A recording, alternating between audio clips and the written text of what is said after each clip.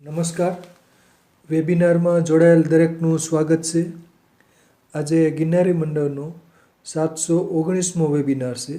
વક્તા છે અમદાવાદના વૈદ્ય શ્રી વિનોદભાઈ ઠક્કર સાહેબ, જેઓ આપણને અષ્ટાંગ આયુર્વેદમાં રસાયણ ચિકિત્સા વિશે માહિતી આપશે, વક્તવ્ય આપશે. વૈદ્ય શ્રી વિનોદભાઈ ઠક્કર સાહેબ. વૈદ્ય શ્રી વિનોદભાઈ ઠક્કર સાહેબને વિનંતી કે તેઓ પોતાનું વક્તવ્ય હવે શરૂ કરી શકે છે. નમસ્કાર સર. જય ધન્વંતરી.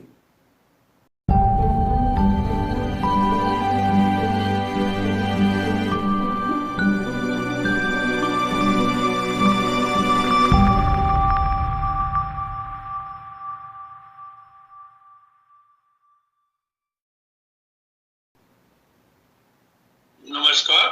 જય ધન્વંતરી, જય શ્રી કૃષ્ણ, જય દ્વારકાધીશ. આજે તારીખ 13 ડિસેમ્બર 2024 અને આજે એક એવા વિષય ઉપર આપણે વાત કરવા જઈ રહ્યા છે જે સર્વને માટે અતિ ઉપયોગી અને સમજવા જેવી છે. આજના વિષયને સમજવા અને જ્ઞાન મેળવ્યા પહેલા આપણે આયુર્વેદ ચિકિત્સાના 8 અંગોને સમજવા અતિ જરૂરી રહેશે.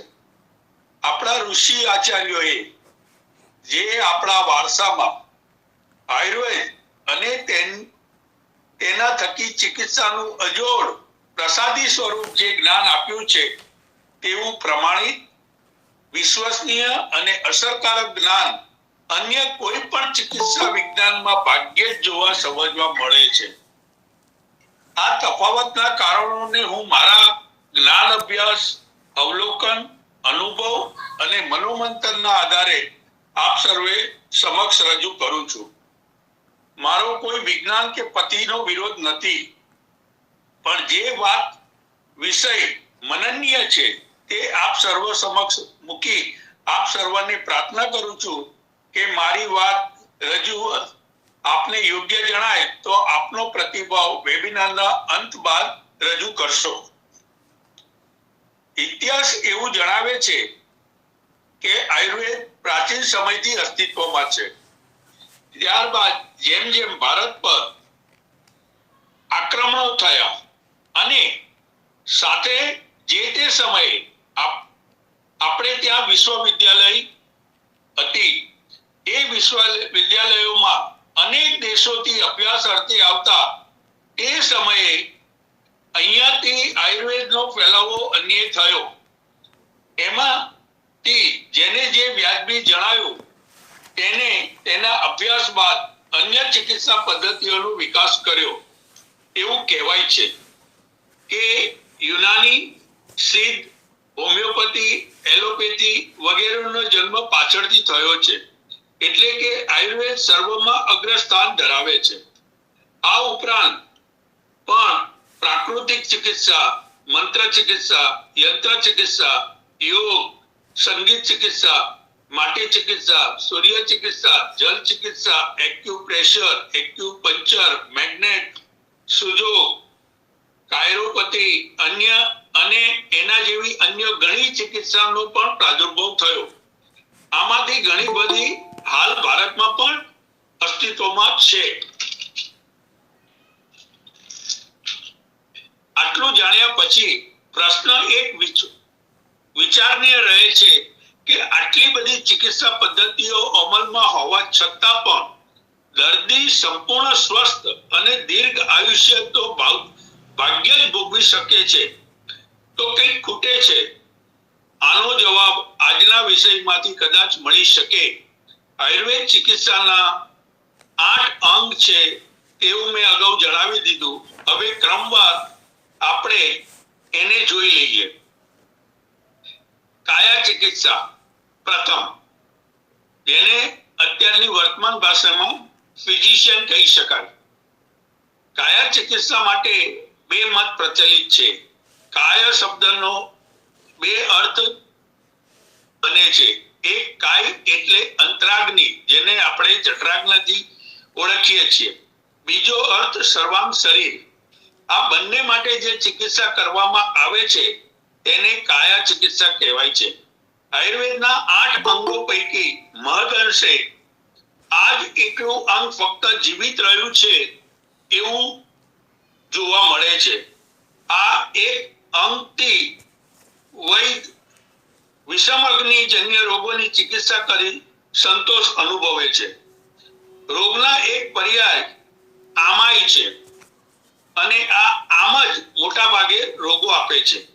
હોજરીને આમાશય કહેવાય છે અને એ જ આમ આશય બે શબ્દ છૂટા કરીએ તો અગ્નિનું વિષમ થયાથી ત્યાંથી રોગનું પ્રથમ ચરણ શરૂ થાય છે. બીજું શાલક્ય. શલાકા એટલે કે પ્રોબ. ઉદ્ધવચતુ રોગોમાં શલાકાનો ઉપયોગ વધુ થાય છે. વર્તમાન મુજબ આપણે ENT કહી શકાય, એટલે કે આંખ, નાક, ગળાના રોગો શાલક્યમાં આવે છે. પણ દાંત માટે દંત ચિકિત્સા અલગ છે. શલ્યતંત્ર. શરીરમાં જે કંઈ પીડાકારક હોય તેને શલ્ય કહેવાય. શલ્ય બે જાતના હોય છે, શારીરિક, આગંતુક. શરીરમાંથી ઉત્પન્ન થઈ જે પીડા કરે તે શારીરિક અને બાહ્ય પરિબળથી જે શરીરમાં પ્રવેશી જે પીડા કરે તે આગંતુક. અગતતંત્ર, ટોક્સિકોલોજી, વિષ વિજ્ઞાન. આમાં સ્થાવર અને જંગમ વિષની ચિકિત્સા જણાવાઈ છે, પણ હાલમાં તેના ગ્રંથો બહુ ઉપલબ્ધ નથી. પાંચમું ભૂત વિદ્યા, સાયકિયાટ્રી. આ વિદ્યાનો ગ્રંથો પણ લુપ્ત છે, જે હાલ જોવા મળતા નથી. આમાં દેવ, અસુર, ગાંધર્વ, યક્ષ, રાક્ષસ, પિતૃ, પિચાસ અને ગ્રહ દોષ તેમજ વળગાડતી તત્તી વિકૃતિની ચિકિત્સા આવે છે. તદુપરાંત માનસ રોગોની ગણના પણ આ શાખામાં સમાવેલ છે. કૌમારભૃત્ય. કુમાર અર્થાત બાળકના પોષણ અને વિકાસ સંદર્ભેની ચિકિત્સા. આ ઉપરાંત ધાત્રીના દુષ્ટન્યથી ઉપજતા રોગો અને બાલગ્રહ નો સમાવેશ પણ આમાં જણાવાયેલ છે. અત્રે શાસ્ત્ર અનુસાર બાળકની 16 વર્ષની ઉંમર સુધી કુમાર કે બાલ કહેવાય છે. અત્રે એક નોંધનીય વાત સમજવા જેવી પણ છે કે આયુર્વેદના અંગોમાં સ્ત્રી રોગ ચિકિત્સાનો સ્વતંત્ર ઉલ્લેખ નથી. ચરક સુશ્રુત વાગ્ભટ જે બૃહદ રહી છે એમાં યોનિ વ્યાપક ચિકિત્સાના શીર્ષકના સ્વતંત્ર અધ્યાયો જોવા મળે છે, પણ ચિકિત્સાનો ગ્રંથ નથી. આમાં વિવિધ અધ્યાયો દ્વારા ગર્ભોક્રાંતિ, એમ્બ્રિયોલોજી, યોનિ વ્યાપક ચિકિત્સા, ગાયનેકોલોજી અને પ્રસૂતિ તંત્ર, મિડવાઇફરી ના અધ્યાયો છે. રસાયણ. સુશ્રુતનું સૂત્ર અત્રે રજૂ કરી ને 7મું જે રસાયણનું સ્થાન છે તેના ઉપર આપણે ચર્ચા કરીએ. રસાયણ તંત્ર નામ વયસ્થાપનમ આયુર મેઘા બલકરમ રોગ પહરાણ સમર્થચ. આ સુશ્રુતનું સૂત્ર છે. અહીંયા ભાવાર્થ જોઈએ તો વયસ્થાપનમ એટલે યુવાની જાળવી રાખવી. આયુ એટલે આયુષ્યની વૃદ્ધિ. મેઘા એટલે ધૃતિ અને સ્મૃતિને સ્વસ્થ રાખવી. બલકરમ એટલે સશક્ત શરીર રાખવું. અને રોગપહરણ નો અર્થ સમજવો ખૂબ અગત્યનો છે. રોગાપહરણ નો અર્થ વૈષ્ણવી શક્તિ, રોગ પ્રતિકારક શક્તિ, નેચરલ ઇમ્યુનિટી એવો અર્થ સમજવો પડે. આજનો વિષય આ રસાયણ વિષય પરનો છે, જેને વિસ્તારથી આગળ જોઈશું. અને 8મું અંગ વાજીકરણ. સંસારમાં સંસાર ચક્રને અને વંશ વૃદ્ધિ માટે શુક્ર પ્રબલ હોવું એવું આયુર્વેદ માને છે. તે સંદર્ભની ચિકિત્સા આમાં જણાવાઈ છે. વાજ શબ્દના 3 અર્થો થાય છે: વેગ, શુક્ર અને મૈથુન. મૈથુન વખતે વેગ વધે, ચિરકાલ શક્તિ જળવાઈ રહે, શુક્ર વૃદ્ધિ અને બલ વૃદ્ધિ દ્વારા દાંપત્ય જીવન ભોગવાય એવી ચિકિત્સા વાજીકરણના અંગમાં મુકાયેલી છે. આ 8 અંગોને ક્રમાનુસાર જોઈશો તો પ્રથમ 6 માંદગી અને તેની ચિકિત્સાના છે અને 7મા સ્થાને રસાયણ ચિકિત્સા મુકેલ છે, એટલે કે પથ્ય, ઔષધ અને પંચકર્મ દ્વારા રોગ મુક્ત થયા બાદ રસાયણ ચિકિત્સા પ્રયોગો દ્વારા શરીરમાં રોગ પ્રતિકારક શક્તિ પુનઃસ્થાપિત કરવાનો મર્મ સમજવો પડે. ત્યારબાદ વાજીકરણ દ્વારા દાંપત્ય સુખનો આનંદ લઈ પૂર્ણ આયુષ્ય ભોગવીને જીવન જીવવાની માર્ગની વાત આ ક્રમમાં મુકેલ છે. તે પણ વિચારનીય છે. અષ્ટાંગ આયુર્વેદની આટલી પ્રાથમિક માહિતી આપી આજના વિષય તરફ આગળ પ્રયાણ કરીએ. અષ્ટાંગ આયુર્વેદમાં રસાયણ ચિકિત્સા એ આજના વિષયનું શીર્ષક છે. આ વિષયની શરૂઆત એક શ્લોક રજૂ કરી આગળ વધીશું. આ શ્લોક ચરક સૂત્રસ્થાન અધ્યાય 9:4 છે. વિકારો ધાતુ વૈષમ્ય સામ્યમ પ્રકૃતિરુચ્યતે સુખ સંલગ્નમ આરોગ્યમ વિકારો દુઃખમેવ ચ. ધાતુઓની વૈષમ્ય એટલે કે રોગોનો પ્રાદુર્ભાવ, ધાતુઓનું સામ્ય એનું નામ પ્રકૃતિ. આરોગ્ય હંમેશા સુખકર હોય અને જ્યારે રોગ દુઃખકર. વાત, પિત્ત અને કફ આયુર્વેદ મુજબ દોષ પણ છે અને ધાતુ પણ છે. આ ત્રણેય સમ અવસ્થામાં હોય ત્યાં સુધી ધાતુ કહેવાય. એમાં વૈષમ્ય આવે ત્યારે એ દોષ અને દુષ્ય ગણવામાં આવે છે. ત્યારે આ દોષ દુષ્ય બને ત્યારે અનેક રોગો આપે છે. અગાઉના મારા ઘણા વેબિનારમાં મેં સ્પષ્ટપણે જણાવેલું છે કે જન્મજાત માતા પિતામાંથી મળેલ પ્રકૃતિ આજીવન રહે છે. એમાં જે ધાતુ પ્રધાન હોય તે મુજબ પ્રકૃતિ કહેવાય છે. જો વાયુ વધારે હોય અને કફ પિત્ત અલ્પ હોય તો વાત પ્રધાન, એવું જ પિત્ત અને કફ માટે સમજવું. ઘણીવાર 2 ધાતુ વધારે અને અન્ય એક અલ્પ તો મિશ્ર દ્વંદ્વ જ પ્રકૃતિ એટલે કે કફવાત, પિત્તવાત અને કફપિત્ત. અને જો ત્રણેય બંનેના સંયોજનમાં સપ્રમાણ હોય તો સમપ્રકૃતિ કહેવાય. આજે મારે થોડી સ્પષ્ટતા સાથે કહેવું છે કે કફ અને વાત બંનેમાંથી એક સાથે પિત્તથી મિશ્ર પ્રકૃતિ હોય ત્યારે ચિકિત્સા કષ્ટપ્રદ બને છે. કુશળ વૈદ પોતાના જ્ઞાન અનુભવથી લાભ આપી શકે એ વાત પણ સત્ય છે. પ્રકૃતિમાં ઘણીવાર માતા પિતાના વારસાગત દોષો પણ સંતાનમાં ઉતરેલ હોય છે, જેને આદિબલ પ્રવૃત્ત હેરિડેટરી કહેવામાં આવે છે. એવી જ રીતે ગર્ભકાળ દરમિયાન માતાની અજ્ઞાનતા કહો, આહાર વિહારનો અવિવેક, અપથ્યનું વધુ સેવન, ઋતુની વિરુદ્ધ કાર્યક્રિયા કરવી તે જન્મબલ પ્રવૃત્ત રોગો પણ બાળકમાં ઉતરે છે. અહીંયા મારે કહેવું છે કે આયુર્વેદ માત્ર એક ચિકિત્સા વિજ્ઞાન કે શાસ્ત્ર નથી, પણ મનુષ્યના પૂર્ણ સ્વાસ્થ્ય માટેનું શાસ્ત્ર છે. Education of the whole main.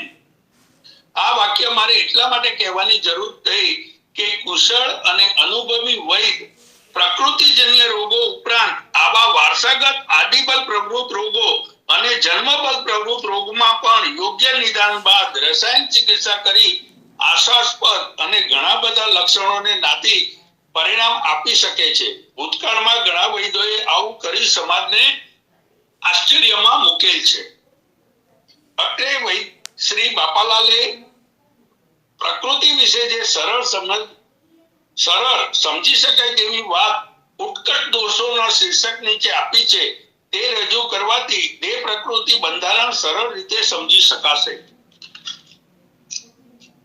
પિતામાં વાતની ઉત્કટતા. ઉત્કટતા શબ્દ એટલે વધારે એવું માનવાનું પ્રમાણ હોય, અને માતામાં જો વાતની ક્ષીણતા હોય તો બાળકમાં વાતનું પ્રમાણ સપ્રમાણ હોય. વાતની ક્ષીણતા પણ નહીં હોય, પરંતુ ક્ષમતા એટલે બેલેન્સ થઈ જશે. પરંતુ માતા પિતા બંનેમાં વાત પ્રમાણ અધિક હશે તો બાળકમાં વાત વૃદ્ધિ માતા પિતા કરતા પણ વધારે આવશે. ચરકે કહ્યું છે કે ગર્ભ પ્રકૃતિમાં જે દોષની ઉત્કટતા એટલે વૃદ્ધિ હોય છે તે માતા પિતાના સૂક્ષ્મ ત્રિદોષના પૃથક પરિણામ જોડાણના પરિણામ રૂપે જ હોય છે. આગળ એમને એક સ્પષ્ટતા પણ આપી છે કે વાત પ્રધાન પ્રકૃતિના એટલે જન્મજાત માણસોમાં વાયુના રોગો, પ્રીત પ્રકૃતિના અને પિત્તના અને શ્લેષ્મલ એટલે કફ પ્રકૃતિ વાળા મનુષ્યોને કફના વિકારો મોટે ભાગે થાય છે અને બલવાન હોય છે. આ જ ગણના નાનાત્મક રોગોમાં છે જે સામાન્ય રીતે આપણે વાયુના 80, પિત્તના 40 અને કફના 20 રોગો કહીએ છીએ. આ સિવાયના રોગોને સહજ રોગો કહેવામાં આવે છે.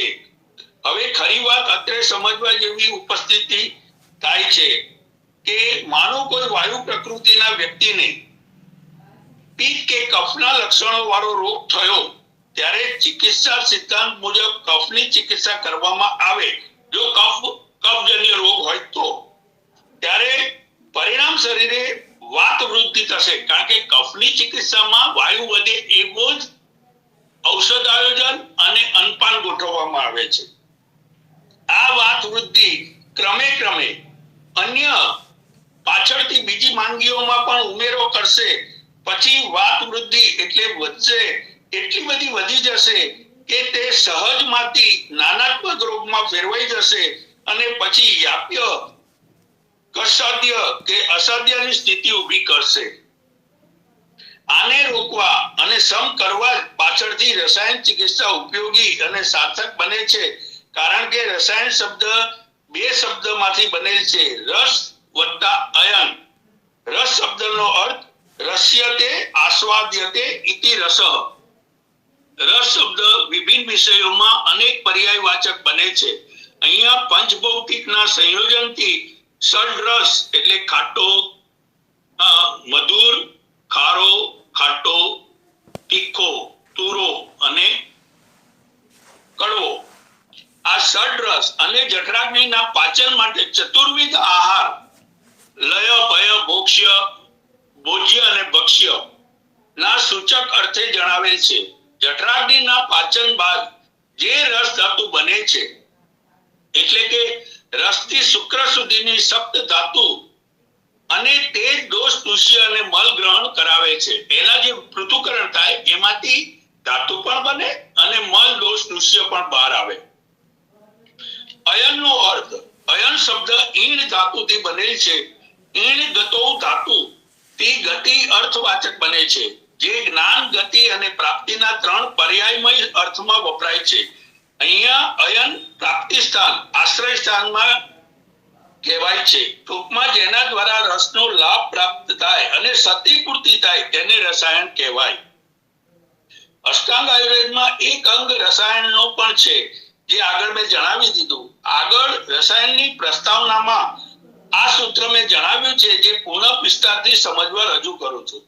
રસાયણ તંત્રમ નામમ વયસ્થાપનમ આયુ મેધા રોગપહરણ સમર્થચ સુશ્રુત જે કહ્યું છે તે રસાદિથી શુક્ર ઉત્પત્તિ સુધી બધી ધાતુઓ યથા માત્રામાં સપ્રમાણ અને શ્રેષ્ઠ ગુણયુક્ત મેળવાય તેને રસાયણ કહેવાય.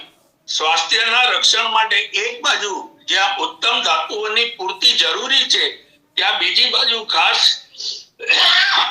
યાદ રાખવા જેવું રોગોત્પત્તિના અટકાવવા જન્મજાત શરીરના બંધારણમાં મળેલ ધાતુઓની વૃદ્ધિ અથવા ક્ષય વિષમતાને અટકાવી સમમાત્રામાં રાખવી એટલી જ અનિવાર્ય છે. આ સમાવસ્થા પુનઃસ્થાપિત કરવા અને ટકાવી રાખવા રસાયણ કાર્ય અગત્યનો ભાગ ભજવે છે. અગાઉ પણ મેં જણાવેલું કે રોગપહરણ શબ્દ ઇમ્યુનિટી પાછી મેળવવાનો મુખ્ય હેતુમાં રહ્યો છે. રસનું સમકાર્ય થતા ધાતુ સ્વરૂપ જે ઉત્પન્ન થાય છે તેનાથી મનોભાવો, ધી, ધૃતિ, સ્મૃતિ અને પ્રજ્ઞામાં પણ લાભ પ્રાપ્તિ થાય છે. ભેષજ ઔષધને આશ્રિત રસ, ગુણ, વીર્ય, વિપાક અને પ્રભાવ દ્વારા આયુષ શક્તિબળ, શુક્ર, કળતરપણું અને વયસ્થાપનની પ્રાપ્તિના ઉપાયો રસાયણ ચિકિત્સામાં છે. આ કથનને સમજવા માટે એક ઉદાહરણ અત્રે રજૂ કરું છું. કોઈ એક માણસ કફ-પિત્ત મિશ્રિત પ્રકૃતિ જે તેને જન્મથી માતા પિતામાંથી દેહ રચનામાં આવેલ છે, એ વ્યક્તિ ખાનપાન અને વિહારમાં કફ વૃદ્ધિ થાય એવું જીવન જીવે તો ક્રમે ક્રમે જે બંધારણીય કફ છે તેમાં વૃદ્ધિ થશે અને સામે પિત્તમાં હાસ એટલે કે પિત્ત અલ્પ થશે. અહીંયા સમજવા જેવું છે, જે બે પ્રકૃતિના ધાતુઓ કફ અને પિત્ત એક પ્રમાણમાં ટકાવારીના ભાગમાં એના શરીરમાં છે, એમાં કફકર ખોરાક ખાવાથી કફની વૃદ્ધિ થશે. કફની વૃદ્ધિ થાય એટલે પિત્ત ઓછું નથી થતું, પણ પિત્ત જે એના શરીરને બેલેન્સ રાખવા માટે જેટલું જરૂરી છે એના કરતા કફ વધવાથી પિત્ત અલ્પ થાય છે. અહીંયા પિત્ત ઘટતું નથી, પણ ક્રમ વૃદ્ધિથી પ્રમાણમાં વિક્ષેપ કરે છે. આવું સતત ચાલુ રહે તો કફજન્ય રોગોના પ્રાદુર્ભાવ થશે. હવે ચિકિત્સામાં કફને દૂર કરવા જો યોગ્ય નિદાનના અભાવે એક મિનિટ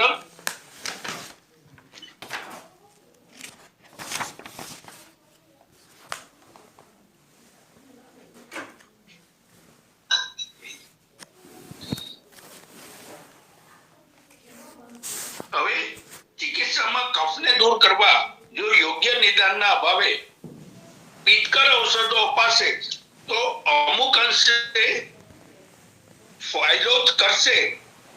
આહાર અને ઔષધના સિદ્ધાંતમાં ખૂબ અંતર અને ફરક છે. ઔષધ શીઘ્ર પરિણામદાયી હોય છે અને રોગ મુક્ત થઈ જશે, પણ બંધારણીય ક્ષતિપૂર્તિ નહીં થાય. હવે અહીંયા વિષમતાનો જન્મ થશે, જે કાળક્રમે પુનઃ અવકાશ મળતા રોગરૂપી ફરી માંદગી આવશે. આમ સામાન્ય માંદગીથી શરૂ થઈ અને ધીરે ધીરે ગંભીર અને જટિલ શારીરિક પરિવર્તન થશે. આવા સમયે પ્રકૃતિ અને ત્રિદોષ સિદ્ધાંતના અભ્યાસુ દક્ષ વૈદ ઔષધ આયોજન એવું ગોઠવશે કે કફનો હાસ થશે અને પુનઃ સમપ્રકૃતિ પ્રાપ્ત થશે. આ ચિકિત્સાનું ગુપ્ત પ્રયોજન ખૂબ જ અગત્યનું છે. અત્રે ક્ષમા પ્રાર્થના સાથે મેં જે આ દ્રષ્ટાંત દ્વારા આપને સમજાવવા માટે પ્રયત્ન કરેલ છે તે મારા મત, અભ્યાસ, અનુભવ અને શાસ્ત્રના મર્મને જે હું સમજ્યો છું તે પ્રસ્તુત કર્યો છે. બની શકે આપને સુસંગત ન લાગે તો ક્ષમ્ય ગણશો જી. રસાયણ ચિકિત્સા આવા દર્દી ઉપર વિશેષ કોઈ અન્ય વિકૃતિ ન આપી પરિણામદાયી રહે એટલું જ ટૂંકમાં મારો મત છે. આવું અન્ય દ્વંદ્વ પ્રકૃતિના વ્યક્તિઓને પણ લાગુ પડે છે. એક સ્પષ્ટતા અનિવાર્ય છે કે ત્રણેય ધાતુના વધતા ઓછા પ્રમાણથી જ બંધારણ બને છે, પણ જો માતા પિતા બંનેમાંથી કફ પિત્ત કે વાત વૃદ્ધિ થાય તો કફ પિત્ત વાતના એકલાનું પ્રમાણ વધારે હોવાથી સ્વતંત્ર કફ પિત્ત વાતની પ્રકૃતિ કહેવાય. પણ માતા પિતામાંથી બે અલગ અલગ ધાતુના સંયોજનથી ભ્રૂણ એટલે બાળકનું બંધારણ થાય તો મિશ્ર એટલે કે દ્વંદ્વ પ્રકૃતિ બને અને ત્રણેય પ્રમાણ જો બેલેન્સમાં હોય તો સમપ્રકૃતિ બને. ચિકિત્સા કાર્યમાં પ્રથમ તો આ પ્રકૃતિનું તારણ વૈદે કરવાનું હોય છે અને પછી અંશાંશ કલ્પના કરી પ્રકૃતિ સમસમ કે વિષમ છે તે જાણી ચિકિત્સા આયોજન કરવું જોઈએ એવું શાસ્ત્રનો ગુહ્ય મર્મ છે. આપણે ઘણીવાર વૈદોના મુખે નિદાનમ પરિવર્જનમ શબ્દ સાંભળીએ છીએ. તેમાં આ જ વાત છુપાયેલી છે કે પહેલા સાચું નિદાન થવું જોઈએ, કારણ કે અમુક સામાન્ય લક્ષણો મહદ અંશે દરેક રોગોમાં જોવા મળે છે. જો આ લક્ષણો ક્યારેક સ્વતંત્ર રોગના હોઈ શકે તો ક્યારેક અન્ય રોગના વિવિધ લક્ષણોમાં દર્દીને જે અનુભવાતું અને પીડાકારક હોય તે મુજબ જણાતા હોય. આવા સ્થિતિમાં એક કરતા વધુ અંગો દૂષિત થયા હોય તેમાં શરૂઆત ક્યાંથી થઈ તેનો નિર્ણય પ્રથમ કરવો પડે. આને જ નિદાનમ પરિવર્જનમ કહ્યું છે. મારા અગાઉના એક વેબિનારમાં મેં એક શ્લોક રજૂ કર્યો છે અને ત્યારે જણાવ્યું હતું કે ચિકિત્સા એવી થવી જોઈએ કે રોગી સ્વસ્થ થાય અને અન્ય કોઈ ઉપદ્રવ કે પાછળથી કોઈ અન્ય રોગ ના થાય તેને શાસ્ત્રાર્થ ચિકિત્સા કહેવાય. ટૂંકમાં આટલું સમજાવી પુનઃરસાયણ ચિકિત્સા પર આગળ વધીએ. સામાન્ય સંજોગોમાં આપણે રસાયણ એટલે કે રસાયણ દ્રવ્યોને પ્રધાન રસાયણ ચિકિત્સા તરીકે જોઈએ છે. તે બરાબર છે, પણ શાસ્ત્રમાં તો રસાયણ ચિકિત્સા વિશેષ ફલકમાં અને વિશાળ રીતે જણાવાઈ છે. આજે શાસ્ત્ર મુજબ આને પ્રકાશમાં લાવવાનો થોડો પ્રયત્ન કરું છું. રસાયનાનામ દ્વિવિધમ પ્રયોગમ દૃશ્યતો વિદુ ઉતિ પ્રવેશિકમ ચ એવ વાતાતપિક મેવ ચ ચરક ચિકિત્સા સ્થાન અધ્યાય 1:16. ઋષિઓએ રસાયણ પ્રયોગના બે વર્ગ, એક કુટી પ્રાવેશિકા અને વાતાતપિક જણાવ્યું છે. આ તો મુખ્ય બે વર્ગ છે, પણ તેમાં પણ પેટા વિભાગો પણ છે. સર્વોપઘાત સમનીય, પ્રાણ કામીય, મેઘાયુક્ત કામીય, ક્ષીણ બલીય, સ્વભાવ વ્યાધિ પ્રતિષેધનીય, નિવૃત્ત સંતાપીય. દલન આચાર્ય મુજબ ત્રણ ભેદ: કામ્ય, નૈમિતમ, આજસ્ત્રિકમ. એમાં પણ પાછા બે: સંશોધનમ, સંસનમ. જેવી રીતે આયુર્વેદનું પ્રયોજન શાસ્ત્ર છે, તેમ રસાયણ શાસ્ત્રનું પણ પ્રયોજન શાસ્ત્રમાં જણાવાયું છે. આ પ્રયોજન અંગે નું કથન જાણીશું ત્યારે અષ્ટાંગ આયુર્વેદમાં રસાયણ વિભાગને સારી રીતે સમજી શકીશું. દરેક માણસની સ્વસ્થ જીવન, દીર્ઘ જીવનની અભિલાષા હોય છે. આપણા ઋષિ આચાર્યો એકલા ચિકિત્સક ન હતા, પણ ધર્માચાર્ય અને સમાજ હિતેચ્છક પણ હતા. માનવ જીવન કેમ ઉન્નત સ્વસ્થ જીવન જીવે, કેમ ધર્મલાભ સુખરૂપે માણે, કેમ સમાજમાં શુદ્ધ અને સત્વભાવ જીવંત રહે, તે બધાને માટે આયુર્વેદ દ્વારા સૈદ્ધાંતિક અને ક્રિયાત્મક જ્ઞાન જગતને પ્રસાદીમાં આપ્યું છે. આને અપનાવી અને અનુસરવાથી માનવ આ વિશાળ સંસારમાં પોતાની ઈચ્છા પૂર્તિ કરી સફળ જીવનનો આનંદ માણી સુખ શાંતિથી આયુષ્ય પૂર્ણ કરે, એ જ હેતુ એમનો રહ્યો છે. ધર્મ, અર્થ, કામ અને મોક્ષનું મૂળ આરોગ્ય છે. સ્વસ્થ અને દીર્ઘ જીવન હોય તો જ અન્ય એષણાઓ અને બાકીના ભૌતિક સુખો ભૌતિક રીતે સુખમય રીતે આપણે ભોગવી શકીએ. આચાર્ય ચરકે તો સ્પષ્ટ વ્યાખ્યા આપી છે: સર્વમન્યત પરિત્યજ્ય શરીરમ અનુપાલે તદ્ભાવે ભાવાનામ સર્વભાવ શરીરનામ ઇતિ. મનુષ્યએ બધું છોડીને સર્વપ્રથમ શરીરનું સારી રીતે પાલન કરવું જોઈએ, કારણ કે બધા ભાવો શરીરને આશ્રયને પામીને રહેલા છે.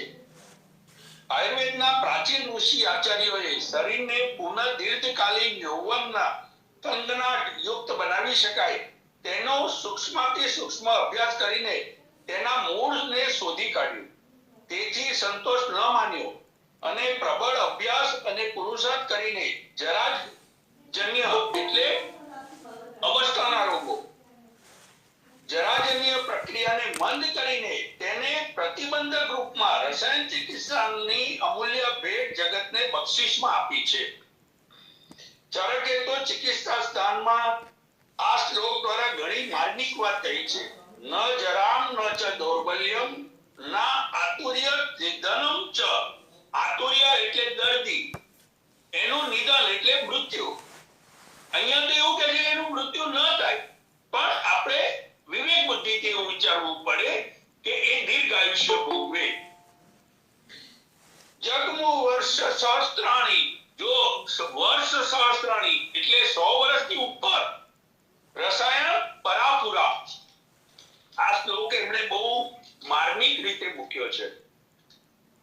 ન વૃદ્ધાવસ્થા, ન દુર્બળતા, ન વહેલું નિદાન, જગમાં સદીઓ સુધી જીવિત રહેવાની કળા રસાયણ છે. આજે પણ આપણે ઘણા સાધુ સંતોની વાત કરીએ છીએ. આવા સાધુ સંતો હિમાલય, જુનાગઢ વગેરે જેવા સ્થળો પર વસે છે, જેને ઘણાએ અનેકવાર દર્શન કર્યા ત્યારે એવાની વાત દેખાય છે. આ રસાયણ પ્રયોગો તેઓ અજ્ઞાત સ્તર પર કરીને સ્થિર યુવાની રાખી જાણે છે. આ વિદ્યા સંત સમાજમાં હજી જોવા મળે છે. શાસ્ત્રમાં આ ક્રિયાત્મક રસાયણ પ્રયોજનની કુટી પ્રાવેશિકા અંતર્ગત આ જ વાત જણાવેલી છે. કાળક્રમે પૂર્ણ વિદ્યા લુપ્ત થઈ, પણ વર્તમાન સમયમાં સંશોધન ચાલે છે અને આવનાર સમયમાં પુનઃ પ્રચલિત થશે એવો મારો વિશ્વાસ પણ છે. અહીંયા આ કુટી પ્રવેશિકા પ્રક્રિયા જે શાસ્ત્રમાં મળે છે તેનું ચિત્ર આપ સમક્ષ રજૂ કરું છું, જેમાં વાયુ અને સૂર્યનો તાપ ન આવે એવા સ્થાનને કુટી કહેવાય. એવી કુટીમાં પ્રવેશ કરીને જે રસાયણ પ્રયોગો કરવામાં આવે તેને કુટી પ્રાવેશિકા કહેવાય છે.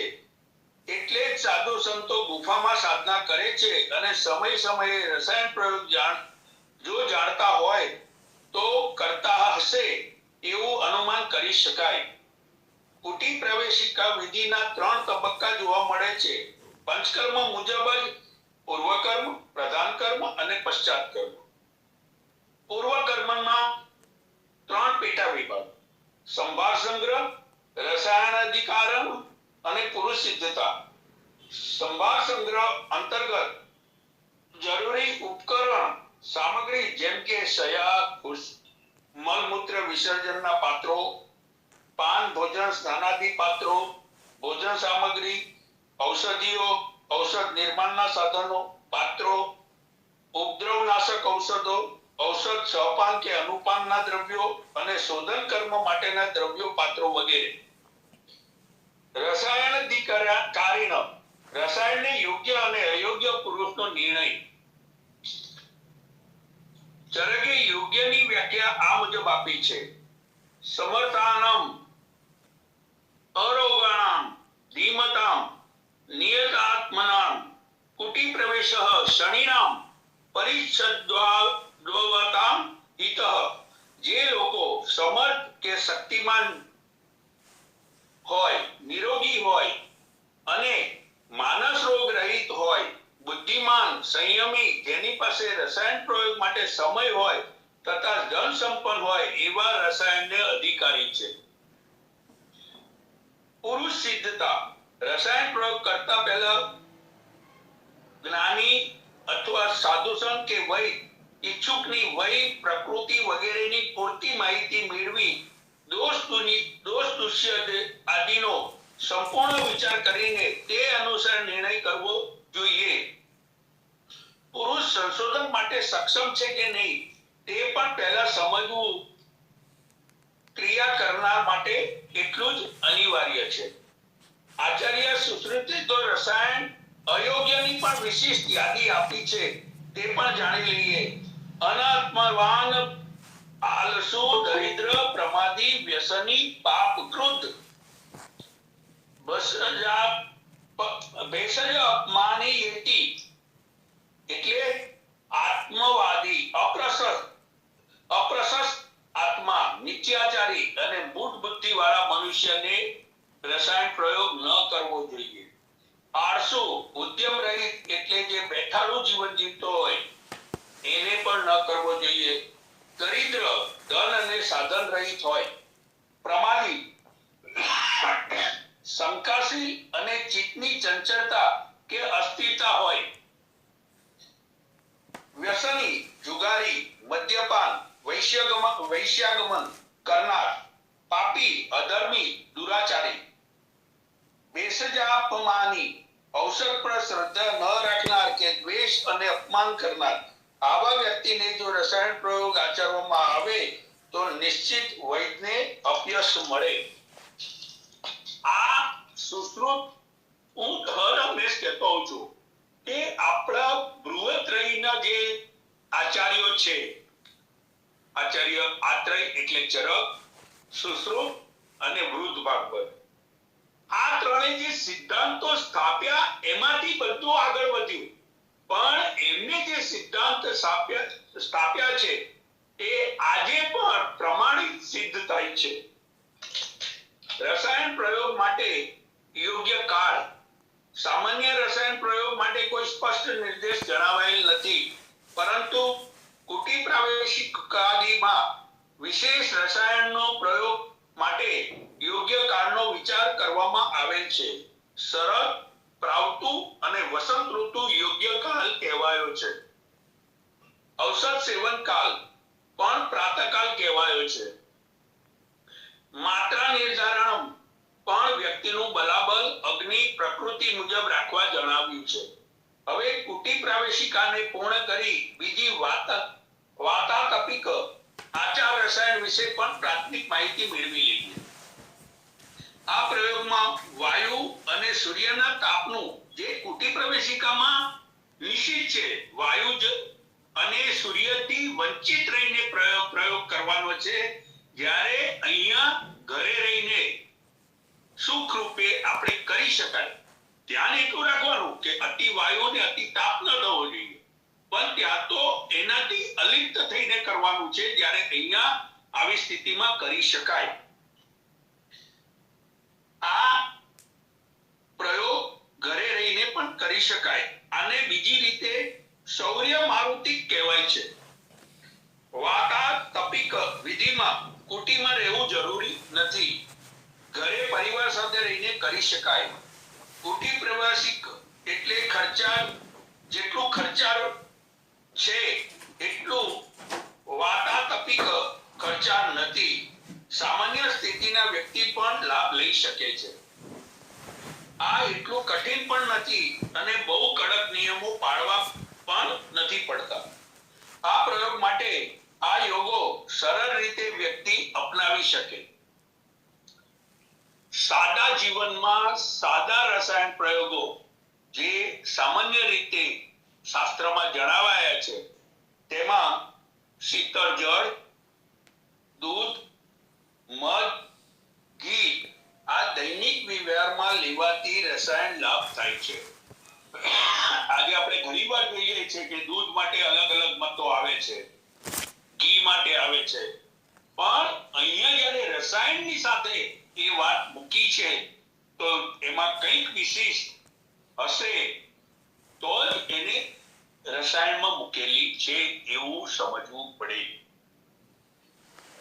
ઔષધીય પ્રયોગમાં યાદી મુજબ હરડે, ગોળ, સૂંઠ, લીંડી પીપર, સિંધવ, આમળા, નીમ એટલે લીમડો, વાવડી, લોભસ્મ, તેલ, ભીલામા, અશ્વગંધા, સતાવરી, જેઠીમધ, પુનર્નવા, ભોરીંગણી, બલદાણા, કાળો વાળો, મુસ્તા, કાળી પાટ, સારીવા, અગર, ચંદન, કાળા તલ, ગોક્ષુર, ગોખરું, શિલાજીત, પારદ ભસ્મ, ભૃંગરાજ, ભાંગરો,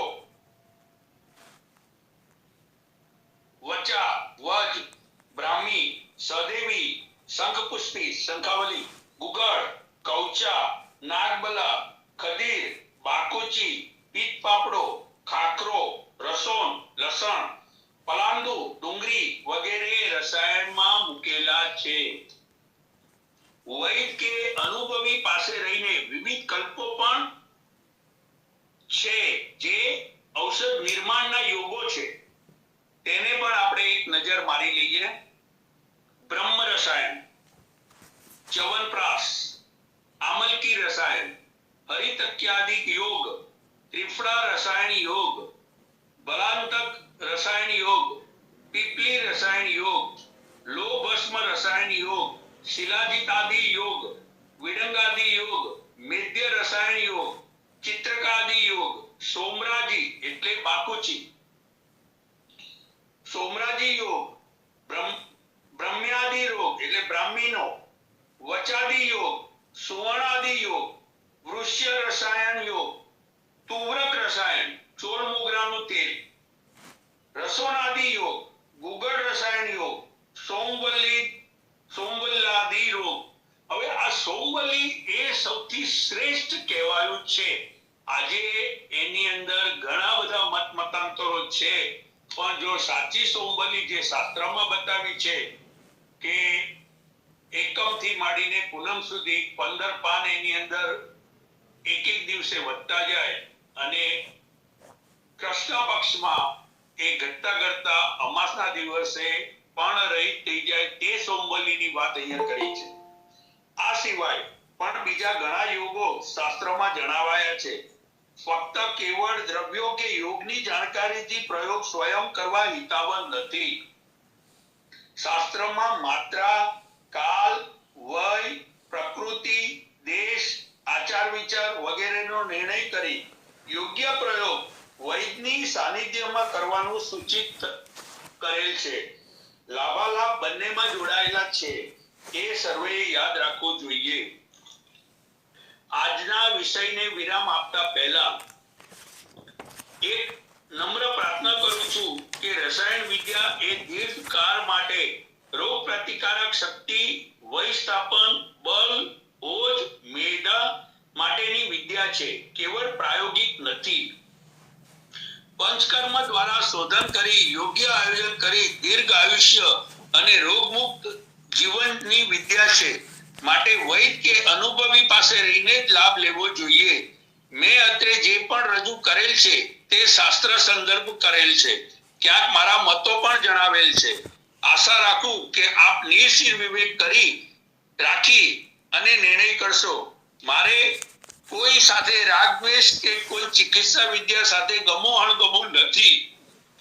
મને આયુર્વેદમાં પૂર્ણ વિશ્વાસ છે અને આયુર્વેદની સમકક્ષ બીજી વિદ્યા મને દેખાતી નથી, એટલે હું આયુર્વેદનો હિમાયતી રહ્યો છું. આટલું કહી વિરામ લઈશ. અસ્તુ. જય ધન્વંતરી. જય શ્રી કૃષ્ણ. જય ધન્વંતરી, જય ધન્વંતરી. ખૂબ ખૂબ આભાર વૈદ્ય શ્રી વિનોદભાઈ ઠક્કર સાહેબનું, જેમણે આજે અષ્ટાંગ આયુર્વેદમાં રસાયણ ચિકિત્સા રસ વત્તા અયન રસાયણ ચિકિત્સા વિશે સરસ માહિતી આપી અને ઘણા બધા રસાયણ દ્રવ્યો વિશે પણ સરસ માહિતી આપી છે. અને બેઝિક કન્સેપ્ટ આયુર્વેદનો પણ જણાવેલ. અષ્ટાંગ આયુર્વેદ એટલે આયુર્વેદના જે 8 અંગ છે એના વિશે પણ વિસ્તૃત માહિતી આપી. ખૂબ ખૂબ આભાર. હવે કેટલાક પ્રશ્નો બધા વતી હું પૂછી લઉં છું. ઠક્કર સાહેબ, ત્રિફલાને રસાયણ ગણવામાં આવી છે, હળે, બેડા અને આમળા, તો એના વિશે થોડોક પ્રકાશ પાડો. હવે આ ત્રિફળાની અંદર એટલા બધા મત મતાંતરો છે કે શાસ્ત્રમાં જે ત્રિફળા રસાયણના પ્રયોગો બતાવ્યા છે એ વિવિધ રોગો ઉપર, વિવિધ સ્થિતિ અને વિવિધ દર્દીને કયો યોગ્ય છે એ નિર્ણય કરીને હવે 3-4 હું ત્રિફળાના યોગો બતાવું. એક હરડે, બેડા ને આમળા ત્રણેય સપ્રમાણ રહે એને ત્રિફળા કહેવાય. એકમાં હરડે 1 ભાગ, 2 ભાગ બેડા અને 4 ભાગ આમળા. એનાથી ઊંધો આમળા 1 ભાગ, બેડા 2 ભાગ અને હરડે 4 ભાગ.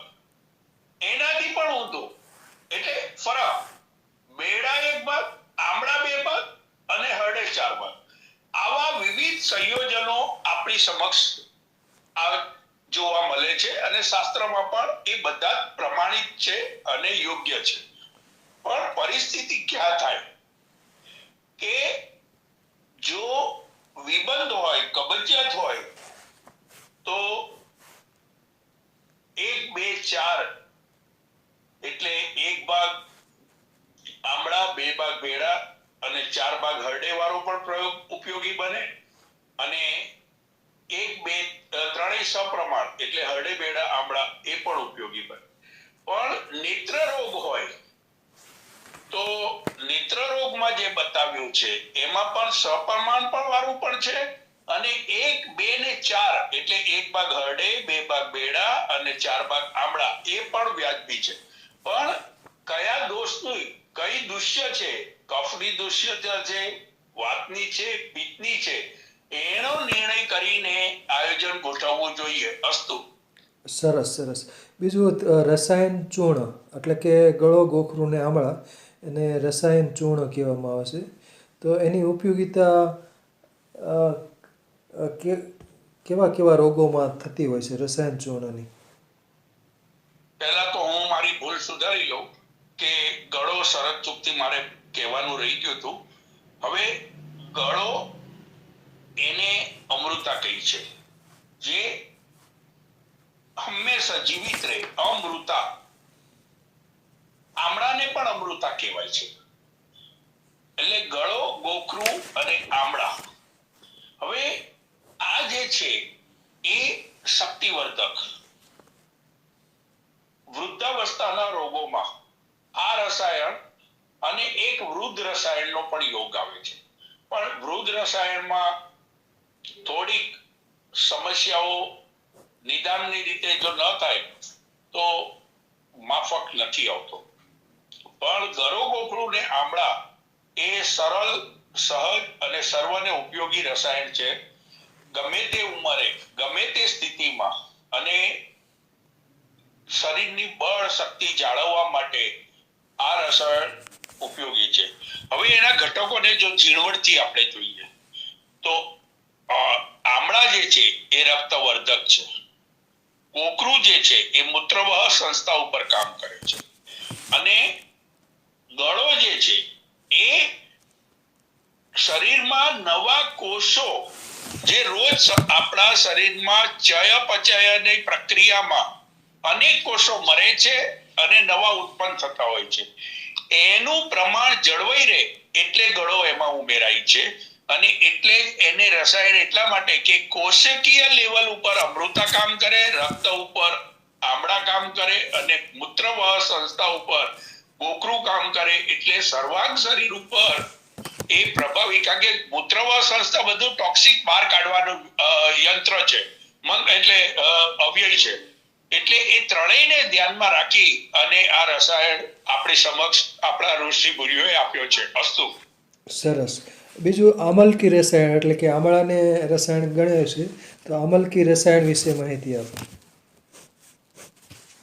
હવે હું તો મારી દવાઓ જાતે બનાવું છું અને પ્રેક્ટિકલમાં મને ખબર છે કે શાસ્ત્રમાં 11 ભાવના આમળાના સ્વરસની આપવાની કીધી છે. પણ જ્યારે આપણે 4-5 ભાવના આપીએ ને પછી એટલી બધી ચિકાસ યુક્ત એ બને છે કે એ પ્રક્રિયા એટલી બધી લાંબી થઈ જાય કે એ રસાયણ બનાવવામાં ઓછામાં ઓછા 3-4 મહિના જતા રહે ત્યારે આમળાની પ્રાપ્તિ પણ ન હોય. એટલે એ પૂર્ણ રૂપે એક તો રસ પછી રક્ત પાચન ક્રિયા ઉપર પણ કામ કરે અને રક્તનું બેલેન્સ જાળવવામાં કામ કરે છે. અને જ્યારે શરીરમાં અમુક રોગોના આડઅસરમાં, અમુક જે આધુનિક દવાઓની આડઅસરમાં જ્યારે આપણે બ્લડ રિપોર્ટ કરાવતા હોઈએ અને બ્લડ રિપોર્ટમાં જે ડિફરન્સ આવે છે બ્લડના, એના ઉપર આ રસાયણ, આમલકી રસાયણ અતિ ઉપયોગી રહે છે. કારણ કે સિકલ સેલ છે, આવા બધા રોગો જે આવે છે એમાં પણ અહીંયા મારે સ્પષ્ટતા કરવાની કે એકલું આમલકી રસાયણ એમાં પરિણામદાયી નથી રહેતું. ઉપયોગી થાય છે પણ પરિણામદાયી નથી રહેતું. એની સાથે બીજા ઔષધ આયોજન કરીને એવા રોગો ઉપર આપણે સારું એવું પરિણામ આપી શકીએ છીએ. અસ્તુ. બરાબર, સરસ. બીજું ચ્યવનપ્રાશને પણ રસાયણ કીધું છે. ચ્યવન ઋષિને જુવાની બક્ષી, તો એ ચ્યવનપ્રાશ અવલે એટલે એના ઉપર માહિતી આપો. ચ્યવનપ્રાશ અવલે, ચ્યવન ઋષિને જે યુવાન બનાવનાર. હવે ચ્યવનપ્રાશ શાસ્ત્રીય રીતે એની અંદર જે દ્રવ્યો વાપરવાના કીધા છે એની અંદર તો બહુ લાંબી પ્રક્રિયા છે. 10 મૂળના કાઢા બનાવવાના, એની અંદર આમળાને છીણી એનો રસ એની અંદર પવિત કરી અને પછી ઘી, સાકર અને પીપર ને બીજા વસાણા નાખી અને પ્રવાલ ઇવન રજત વરખ નાખીને બનાવવાનું શાસ્ત્રમાં બતાવ્યું છે. પણ વર્તમાન સમયમાં જે ચ્યવનપ્રાશ શાસ્ત્રમાં બતાવ્યું છે એવું ચ્યવનપ્રાશ બનાવવું બહુ ખર્ચાળ અને મોંઘું પડે, અને એટલે આજે ચ્યવનપ્રાશનો લાભ આપણે જાણીએ છીએ શાસ્ત્રની રીતે, પણ જે લાભ ચ્યવનપ્રાશ શિયાળામાં ખાવાનું હોય, અને જો 2 મહિના 2.5 મહિના ચ્યવનપ્રાશ તમે શિયાળામાં સારી રીતે એનો ઉપયોગ કર્યો હોય નિયમ મુજબ, શાસ્ત્ર મુજબ, તો 12 મહિના સુધી તમારી રોગ પ્રતિકારક શક્તિ સારી સ્થિર રહી શકે. આજે મને ખેદ થાય છે કે શાસ્ત્રીય બનાવટ વાળા ચ્યવનપ્રાશ બહુ ઓછા જોવા મળે છે. મારે કોઈ ટીકા રૂપે નથી કહેતો, પણ અનુભવથી જે જોવા મળ્યું, આપણે પેલું કે ને સાપ ગયા ને લીસોટા રહી ગયા એવી વાત થઈ છે. ચ્યવનપ્રાશ જે શાસ્ત્રીય રીતે બનાવ્યો છે એ તો 1.5 મહિનામાં જ માણસની આખી મોઢાની મુખાકૃતિ, એનો વણ, આ બધું બદલાઈ જાય. પણ આજે 2-3 કિલો ખાધા પછી જ્યારે વસંત આવે છે ત્યારે એ ચ્યવનપ્રાશના અતિ ઉપયોગ અને વિષમ ઉપયોગના આધારે શરદી કફજન્ય રોગો નો વ્યાપ્ત વધી જાય છે. આટલું જરાક મારે એક મારી ફરજ સમજીને મેં સ્પષ્ટતા કરી. અસ્તુ. સરસ સરસ. બીજું, ગંધક રસાયણની ઉપયોગિતા વિશે જણાવો. ગંધક રસાયણ. હવે ગંધક રસાયણ જે બને છે એ સલ્ફરમાંથી. ગંધક એટલે સલ્ફર. આયુર્વેદમાં જે સલ્ફરને એટલે ગંધકને શોધન કરવાની પ્રક્રિયા બતાવી છે, અનેક પ્રક્રિયા બતાવી છે. એમાં જે 2-3 સર્વસામાન્ય સરળ પ્રક્રિયા છે એ પ્રમાણે ગંધકનું શોધન થાય છે અને વપરાય છે. ગંધકની માત્રા અને કેટલા સમય લેવો, રસાયણ શબ્દ છે એનો મતલબ આજીવન લેવો એવું ન માનવું.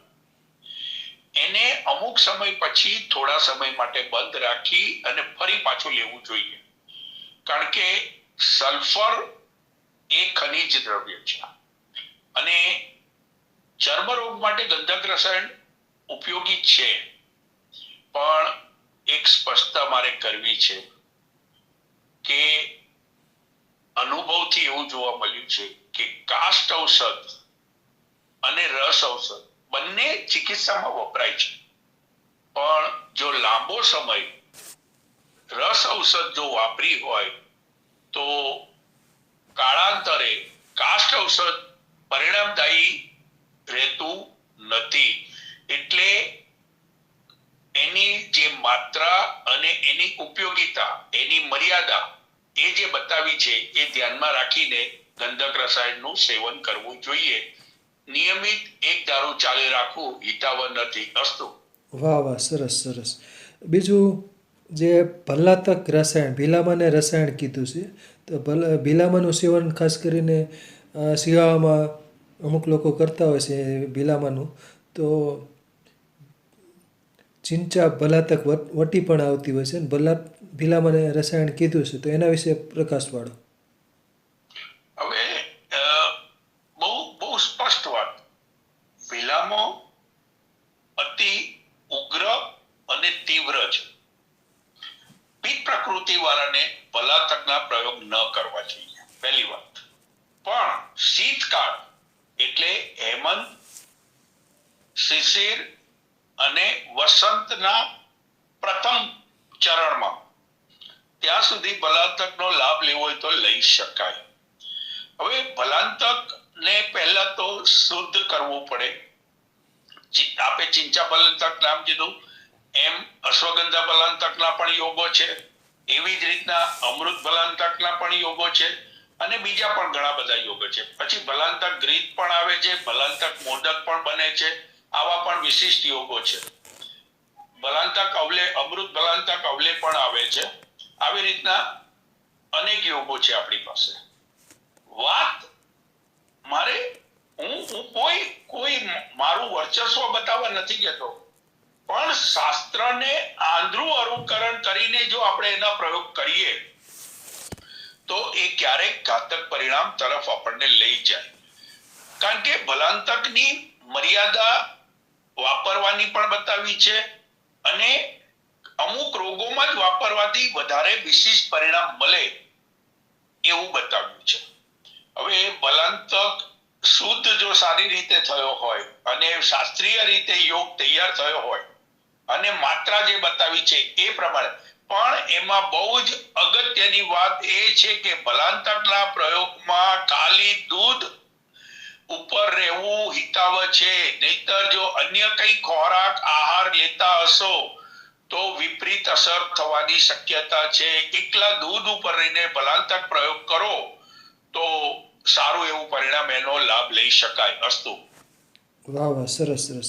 બીજું લીંડી પીપરને પણ રસાયણ ગણ્યું છે. વર્ધમાન પીપલી પ્રયોગ વિશે અને એની ઉપયોગિતા વિશે માહિતી આપો. હવે વર્ધમાન પીપલી પ્રયોગ જે આપણે શાસ્ત્રમાં બતાવ્યું છે, લવણ પીપર ક્ષાર અતિ વર્જિત, આવું શાસ્ત્રમાં સૂત્ર છે. પહેલા તો એ કેમ મૂક્યું એ સમજવું જરૂરી છે. એની ઉગ્રતા જાણવા માટે અને એની ઉગ્રતાની મર્યાદા ધ્યાનમાં રહે એટલા માટે આ સૂત્ર આપણને શાસ્ત્રમાં આપ્યું છે. હવે વર્ધમાન પીપલી એટલે શું થાય?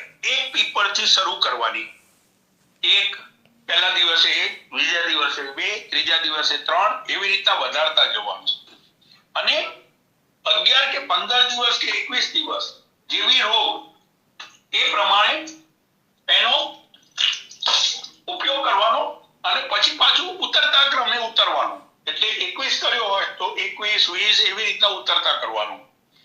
એમાં પણ વાત વેલાંતક જેવી જ છે કે દૂધનો પ્રયોગ અને ઘીનો પ્રયોગ જો તમે રાખો તો જ એ ફળદાયી બને, નહીતર એની અસર રક્તજન્ય રોગો ઉપર અને રક્તની વિકૃતિમાં મોટો ફાળો ભરવી છે તો બીજા રોગો પ્રાદુર્ભાવ થવાની શક્યતા જોડાયેલી છે. અસ્તુ. વાહ વાહ, સરસ સરસ. બીજું આ ત્રિકટુ, એને પણ રસાયણ ગણ્યું છે. સૂંઠ મરી અને પીપર, તો એના વિશે પ્રકાશ પાડો. ત્રિકટુ ચૂર્ણ. હા, હવે ત્રિકટુ સૂંઠ મરી ને પીપર, આમ તો આપણે સામાન્ય રીતે કફજન્ય રોગોમાં એને વાપરતા હોઈએ છીએ અને ક્યારેક સિઝન પ્રમાણે વાતજન્ય રોગોમાં પણ એનાથી લાભ લઈ શકાય. પણ શરીરને જેટલા ઉષ્ણ દ્રવ્ય વધારે આપણે આપીએ એટલી શરીરની અંદર પ્રાકૃત પિત્તની અંદર વિકૃતિ આવે. જે શરીરમાં પ્રાકૃત પિત્ત જે બંધારણમાં આવ્યું છે, મેં ઉદાહરણમાં જે સ્પષ્ટતા કરી હતી એ આના અનુસંધાને જ કરી હતી. કરાય, પ્રયોગ કરીએ, એનો લાભ મળે, પણ દરેક વસ્તુની એક ઉપયોગિતા, એની વાપરવાની મર્યાદા, એની સમય મર્યાદા અને રોગ, કયા રોગ ને કેવા.